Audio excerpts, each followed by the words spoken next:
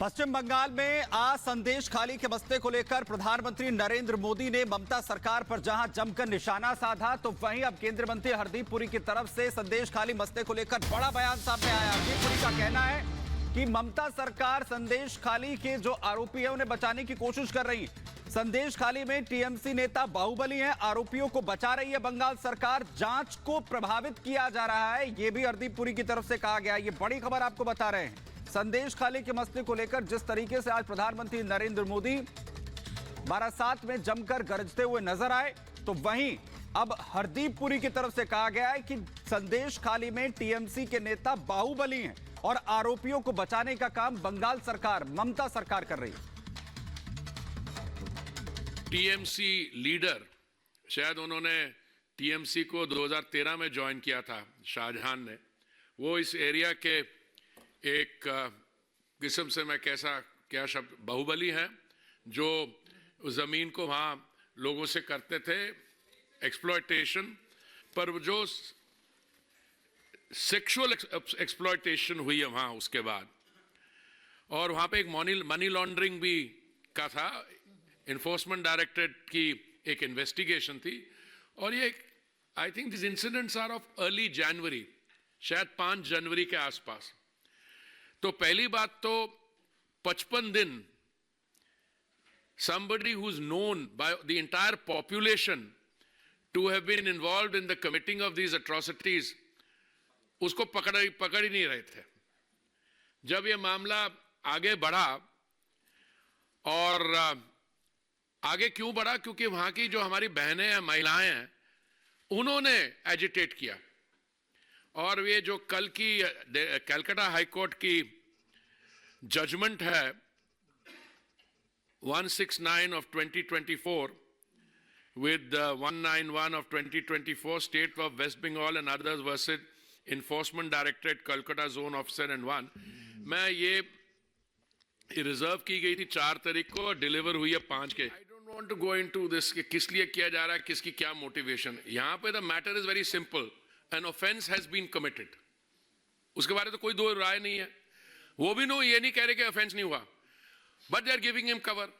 उसके बाद आप उसको ले जाते हो, okay, he has the demeanour, the body language of a person who is fully confident etcetera. उसके बाद इट डजंट गो फॉरवर्ड, और you come to the Supreme Court then. तो मैं just sticking to that part, because अगर मैं उस बाकी देश में, I also have views, but I am here speaking as a BJP कार्यकर्ता, as a BJP representative, so I want to be technically correct. Kamlesh sir, Mamata Banerjee का ये कहना है कि पॉलिटिकल गेन के लिए आप सीबीआई ईडी का इस्तेमाल कर रहे हैं, खासकर लोकसभा चुनाव से। तो वो क्या पॉलिटिकल गेन के लिए रेप करवा रही हैं? क्या बच्चों वाली बात है?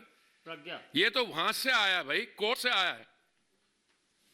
प्रज्ञा लास्ट है।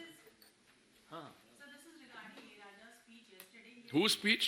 Raja's speech where he had called for balkanization of India. He said that No, I think my learned friend needs to re-educate himself on what India is, what Bharat is. You know, it's one of the greatest, it's one of the 3 great civilizations.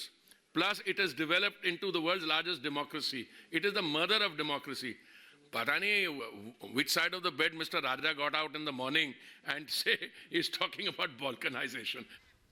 और इस बीच एक और बड़ी खबर आपको बता दें, और बड़ी खबर यह है कि बंगाल में राष्ट्रपति शासन लगाने की मांग की गई है।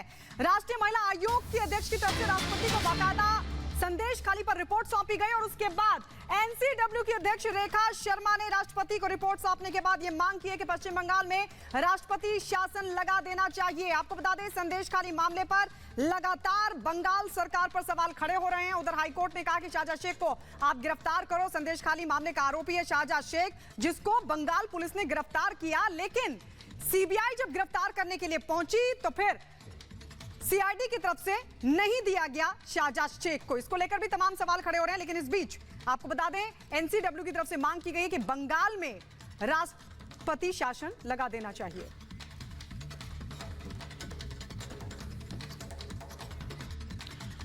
और वहीं इसी बीच आपको बताएं कि कलकत्ता हाईकोर्ट का रुख जो है वो ईडी की तरफ से किया गया है। अवमानना को लेकर याचिका यहां पर दाखिल की गई है। बड़ी खबर आपको बता दें, ईडी ने एक बार फिर से रुख किया है कलकत्ता हाईकोर्ट का। बताएं कि कोर्ट की अवमानना को लेकर याचिका दाखिल की गई है। हाईकोर्ट ने सीबीआई जांच का दरअसल यहां पर आदेश दिया था, जिसे लेकर ईडी अब एक बार फिर से याचिका लेकर पहुंची है कलकत्ता हाईकोर्ट अवमानना की, कि जो आदेश कोर्ट ने दिया था उसका पालन जो है वो सरकार की तरफ से नहीं किया जा रहा है।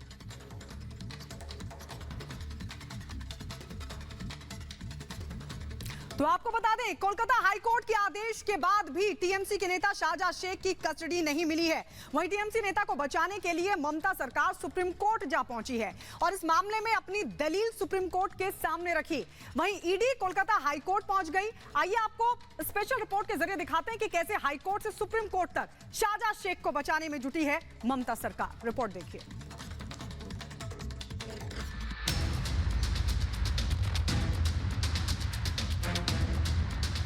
टीएमसी सरकार बंगाल की महिलाओं के गुनहगार को बचाने के लिए पूरी शक्ति लगा रही है।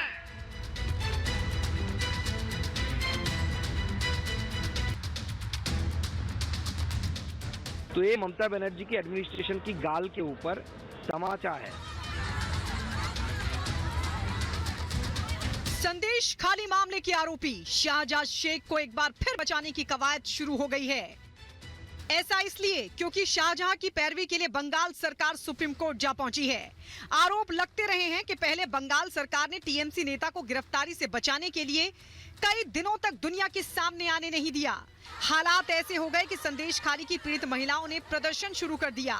बीजेपी और कांग्रेस के कई नेता सड़कों पर उतर आए, फिर भी बंगाल सरकार के कानों पर जूं तक नहीं रेंगी। इसी धरती पर टीएमसी के राज में नारी शक्ति पर अत्याचार का घोर पाप हुआ है। टीएमसी सरकार बंगाल की महिलाओं के गुनहगार को बचाने के लिए पूरी शक्ति लगा रही है, लेकिन पहले हाई कोर्ट और फिर सुप्रीम कोर्ट से भी राज्य सरकार को झटका लगा है। आखिरकार इस मामले में कोलकाता हाईकोर्ट को स्वतः संज्ञान लेना पड़ा। ममता सरकार को कोर्ट ने 2 बार फटकार लगाई, जिसके बाद शाहजहां शेख को गिरफ्तार किया। ईडी पर हमले के आरोप में टीएमसी नेता सीआईडी की गिरफ्त में है, लेकिन सीआईडी की गिरफ्त में भी उसकी अकड़ देखने लायक थी, जो दिखा रहा है कि किस तरह से बंगाल सरकार में उसकी मेहमान नवाजी हो रही है, जिसकी वो हनक दिखा रहा है। शायद इसलिए कोलकाता हाईकोर्ट ने शाहजहां शेख को सीबीआई को हैंडओवर करने का आदेश दिया। साथ ही कोर्ट ने इस मामले में एसआईटी को बर्खास्त कर जांच सीबीआई को सौंपने के आदेश दिए। सीआईडी से शाहजहां शेख की कस्टडी सीबीआई को देने की बात कही। शेख, शाहजहां समेत तीनों मामलों की जांच अब सीबीआई करेगी। कलकत्ता हाईकोर्ट के आदेश के बाद सीबीआई की टीम शाहजहां की कस्टडी के लिए पहुंची, लेकिन सीआईडी ने टीएमसी नेता को सीबीआई को नहीं सौंपा।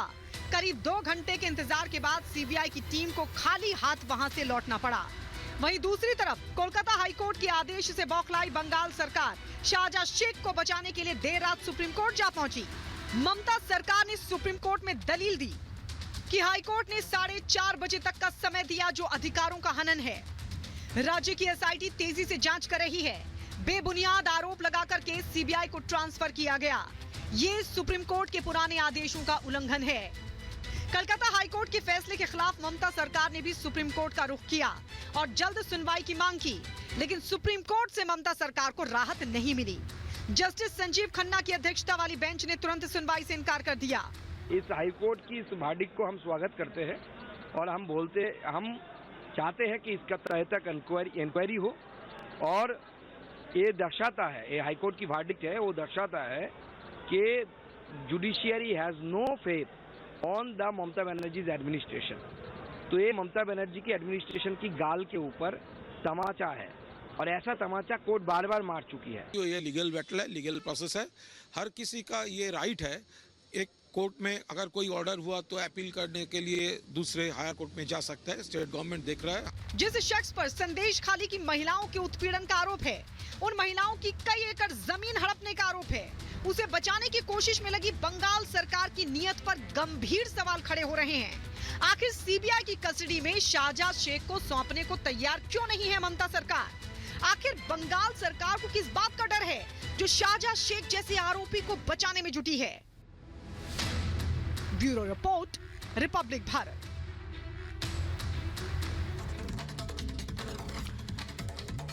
पश्चिम बंगाल के बारासात में प्रधानमंत्री नरेंद्र मोदी नारी शक्ति वंदन रैली में जमकर गरजते हुए नजर आए। ममता सरकार पर बड़ा हमला उन्होंने बोला। और वहीं बड़ी खबर आपको बताएं, इस रैली के दौरान प्रधानमंत्री नरेंद्र मोदी ने संदेश खाली की पीड़ित महिलाओं से भी मुलाकात की है। प्रधानमंत्री नरेंद्र मोदी ने पीड़ित महिलाओं से मुलाकात यहां पर की। वो महिलाएं भी दरअसल इस रैली के अंदर मौजूद थी।